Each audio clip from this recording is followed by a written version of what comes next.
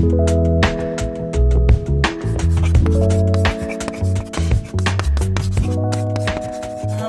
two, three. Hey, everybody. Welcome back to Chalkboard History, Volume 2, Episode... It's anybody's guess. 841. We are going to try and slam into between 15 and 20 minutes a topic that probably should be about 5 one-hour sessions, but it is about early civil rights.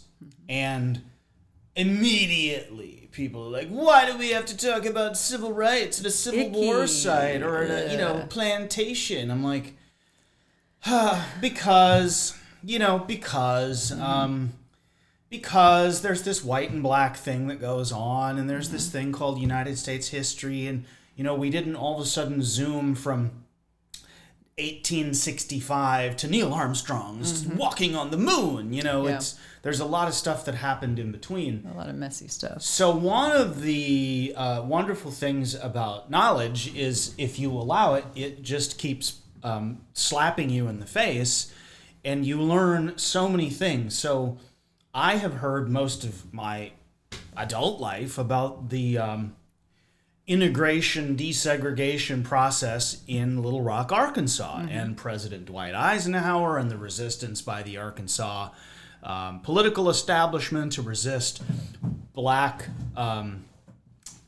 kids from going to school, the Arkansas Nine, right? Little Rock Nine. Little Rock Nine. Except, while important, 1957, I learned as I was working on my new book, which now looks like it's going to be 2 volumes because I'm that kind of a sick person. It's like the Kiss 2-volume set, right? Yes, you said, as Tom Morello said, it's a double live album, baby. Oh my gosh.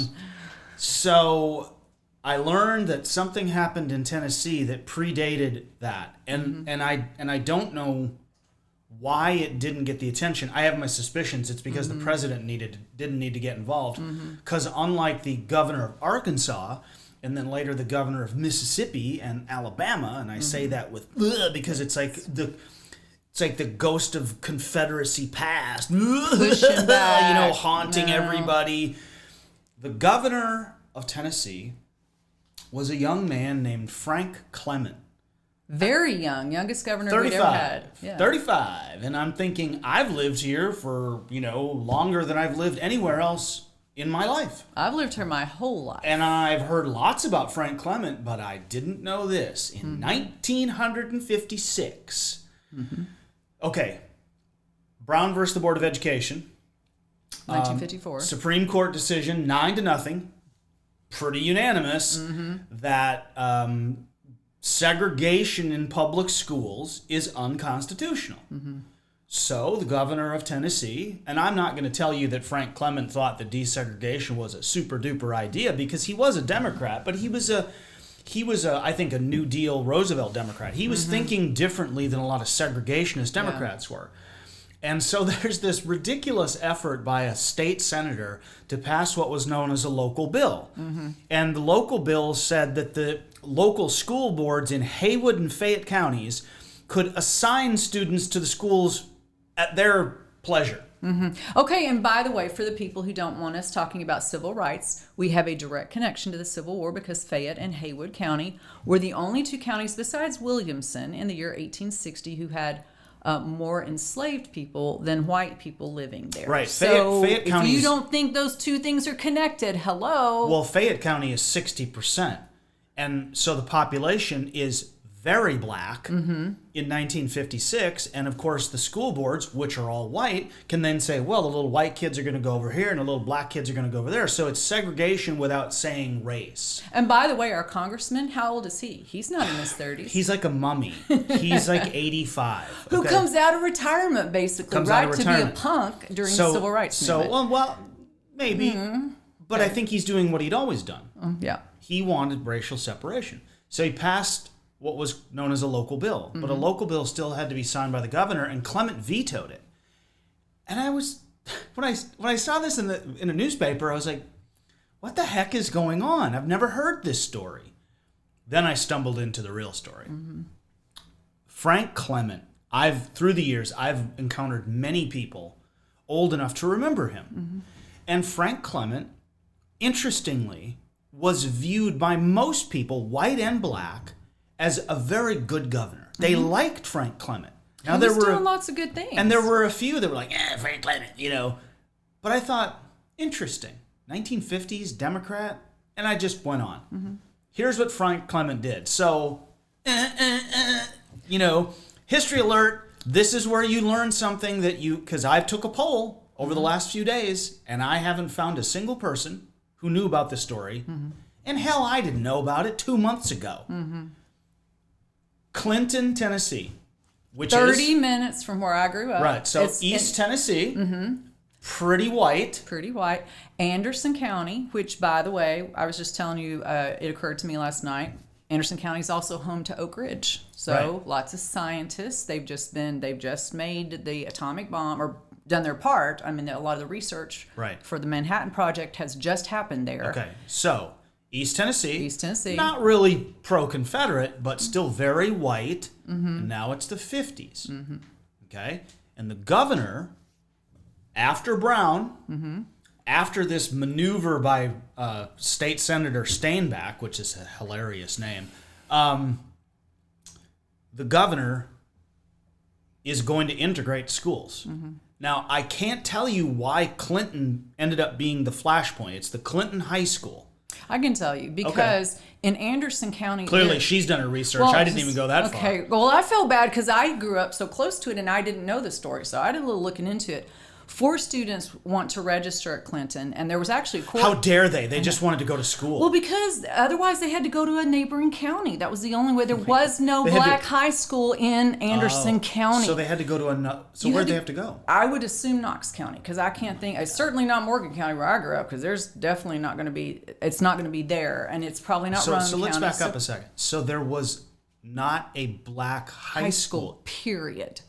I mean, black elementary schools had their problems. No cafeteria, no indoor bathrooms, lots of problems. But no black high school, period. So if they wanted to go to high school, they had to go to Knoxville. There was a suit back in 1952, and actually Thurgood Marshall shows up for that one too.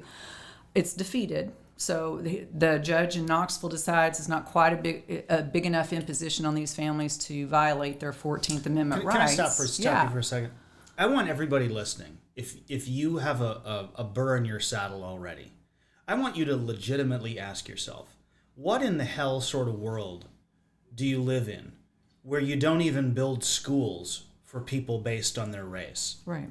Like, well, elementary school, you get to 5th grade, you can read and write, maybe do a little basic arithmetic. Which is all you need for your menial job, which I think is all I'm going to allow you to do. So go out and don't accomplish much. It's really pretty astounding. Mm-hmm. It was the 1950s. Folks, there was television, electricity, telephones, running water. Right. And this is what was going on right here in beautiful old Tennessee. So anyways, back to the real story. So now they're going to circle back after Brown v. Board. That ruling is overturned. And so now these kids go to register at Clinton, which goes fine. Yeah. Actually, they get registered. And then an outside agitator comes in and starts riling people up. So now there's protests. And their first day of school went okay, but when they show up the second day, all these protesters are yelling and they're threatening them. And so that's when the governor has to... So this is where I pick up the story. So Clement orders the National Guard to Clinton. Now, this is interesting because what happened in Arkansas the next year, and then, for example, what happened at Ole Miss with James Meredith, and what happened at the University of Alabama and George Wallace, Ross Barnett, George Wallace, and who's the governor of Arkansas? Gosh, I can't even think of his name right now.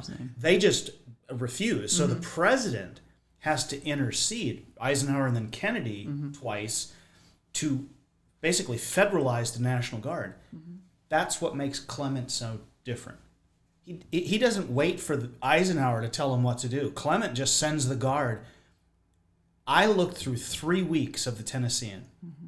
This was front page news almost every single day in the Tennessean. So everybody in Nashville and anybody who was getting the Tennessean, from Franklin to Gallatin to Columbia, they all knew what was going on. Right. I don't know if there was any television coverage, but everybody knew what was going on. And there were photographs. And I thought, my goodness gracious, this is what was happening. Then, literally weeks later, after the Clinton episode, Brown versus the Board of Education 2 comes out. And the Supreme Court had to issue another 9-0 ruling to reinforce what they'd already ruled on, which was, hey, here's the deal. Not only is this unconstitutional, you can't now just ignore this. You actually have to proceed. Yeah. Now, they said with all deliberate speed. Which leaves, it's a little vague. It's sort of like, well, I mean, there's lots of, it's just so subjective, and the states just drag it out and drag it out. Well, and you acquainted me with the fact that Brown v. Board is not one case, it's 5 cases that are actually grouped together. So one of those that was thrown in there is one from Virginia, from Prince Edward County. Well, Prince Edward County decides that, you know what, if you're going to make us integrate, we just won't have school. And for 5 years. 5 years. 5 years. There are no public schools open in Prince Edward County. Now, they do find a way to give tuition supplements to white families who want to send their kids to private school. But there are no supplements for black kids and no public schools. That sounds like an early voucher program. It is exactly an early voucher program, 100%. Wow. Right? Right? Wow. Yeah, and this is happening, so 1946. Yeah. Thurgood Marshall shows up in Columbia, Tennessee. Thurgood Marshall's the lead attorney on Brown versus the Board of Education.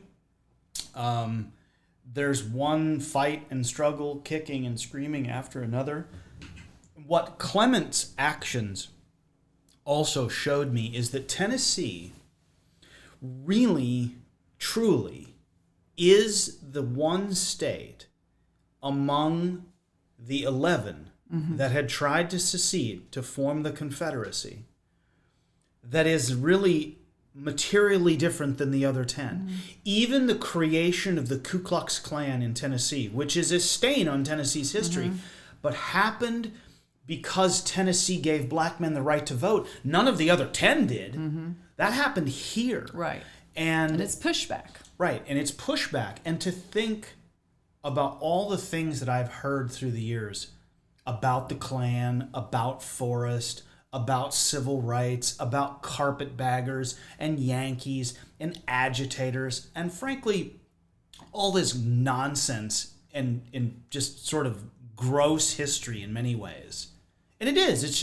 It's a sort of repugnant side of history that's been romanced up, you know, and made to look really fun and inviting and sexy and rebellious. Yeah. And then there's Frank Clement as the governor of the state of Tennessee, knowing that the Supreme Court has ruled. And he does the right thing. And he because does. It's the right thing. And he does the right thing. And he speaks at the 1956 Democratic National Convention. Have you listened to him? Because he sounds like a preacher. He sounds like the preachers I grew up with in East Tennessee. I mean, when he gets started, I'm expecting somebody to start amening him. What's so interesting about him speaking at the convention is that presidential race was sacrificial lamb Adlai Stevenson against war hero and now kind of early civil rights supporter Dwight Eisenhower, you know, who he and Truman, I think, really saw that the military had to be desegregated. Right. Clement, I don't think, was as far away from Dwight Eisenhower as the political optics may have seemed. So he then wins a second term, and he comes back in the late 60s and gets a third term as governor, and then tragically he died in a car accident in Nashville. 40s, right? 49 or something. Yeah, he was only 49 years old. But I said to you yesterday, for all of this, you know, streets and things I've seen named after this, that, and the other person, Frank Clement should have a highway or a high school named after him. Absolutely, 100%. Because sometimes the right decision is the hard one to make. And, you know, I can't tell you, I have no idea what he was really thinking other than the Supreme Court had ruled, and his job was to follow the law and to execute the law or to execute what the court had ordered to happen. And interestingly, when you think about Clement being reelected, in the late 60s. So you think about in the aftermath of civil rights, like especially 1968, Vietnam, Dr. King is killed, Bobby Kennedy is killed, and Tennesseans voted in Frank Clement again. Yeah. And I think I just thought of this, I believe this is correct. Winfield Dunn, I think, followed him. I don't remember. Winfield Dunn, other than one other Republican in like the 1920s, was the first Republican governor of Tennessee since Reconstruction. And, you know, the history, I mean, that's up to our lifetime. Yeah. Oh, yeah, I remember him when I was a kid. He was governor when I was a kid. And so this is a part of Tennessee's history. Yeah. And, you know, I don't know how we work this into a tour other than perhaps a passing mention, but don't forget Clinton High School and don't forget what Governor Clement did. Yeah, it's the first high school to be integrated in the South. The first school ahead of the Little Rock Nine. And it's 12, by the way, by the time 56 rolls around. It's 12 instead of the 4 that I mentioned earlier. But yeah, so the Clinton 12, and I think there's a monument to them now at the school. And Clinton High School teaches every kid that comes through there about the history of that school. Yeah, yeah. Well, I think that Williamson and Murray and Davidson counties should be telling that history. Should follow that suit. Yeah. Because that's an important part of the history of this state. You know, if we can talk about how Murray and Williamson County in Tennessee was created, and James K. Polk is from here, and Andrew Jackson is from here, and goodness gracious, the Civil War and the Battle of Franklin, we could certainly talk about the Ku Klux Klan. Why can't we talk about what was happening in Tennessee in the 1950s and how a old conservative Democrat like Frank G. Clement simply said, it's time to move on. Yeah. It's time to move on, turn the page, and let's build something new. So any last thoughts on Mr. Clement and Clinton High School? Yeah, let's name something for him. All right. Thanks, everybody.